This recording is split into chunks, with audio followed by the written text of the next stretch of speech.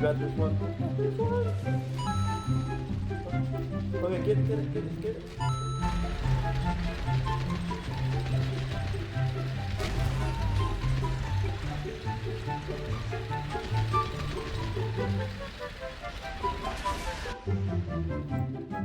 Hello YouTube, it's Judska, and today I'm going to kick off my Men of War tutorial series with one of the most basic fundamentals for the game, line of sight.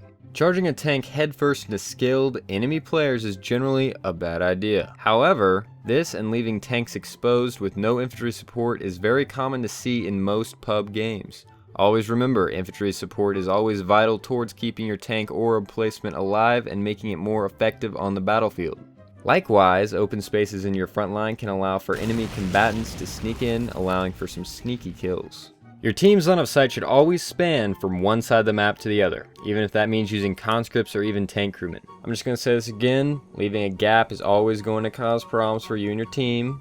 Like before sabotage, gaps can also be exploited by flanking your team's flags and tanks. Now I'll change over and implement this in-game, and to put it bluntly, this example is against a rather low-skilled player, and we see even though that the T60 is extremely lethal against infantry, it is very ineffective without infantry spotting for it, and I dealt with it pretty easily. So here again we can see a Sherman charging up without any infantry support to speak of, and even though a Sherman can normally beat a Panzer III in a 1v1 scenario, he spotted me too late, which allowed me to get the first shot off at close range, giving me the edge in this 1v1 situation.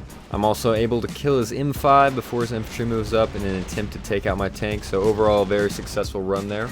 And last, here's a clip of myself screwing up in an attempt to take the hill on farmland. I let my croc get too close to a Brandenburger and it gets destroyed. However, during this portion of the match, it was sort of laggy due to one individual with a ping hovering around 400. Looking over the footage, I do see that I sent an infantry to cover my tank from that area, but it failed to follow through.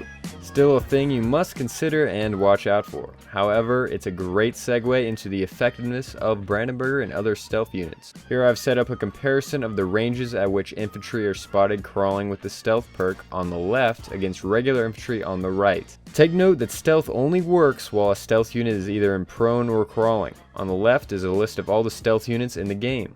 Compared to regular infantry, stealth units are great at gathering intel to throwing grenades over sandbags to blowing up tanks because it's so difficult to spot them. Speaking of spotting, you can direct control a sniper and use his scope to scout out enemy positions and find valuable locations of enemy tanks, AT guns, and other enemy snipers.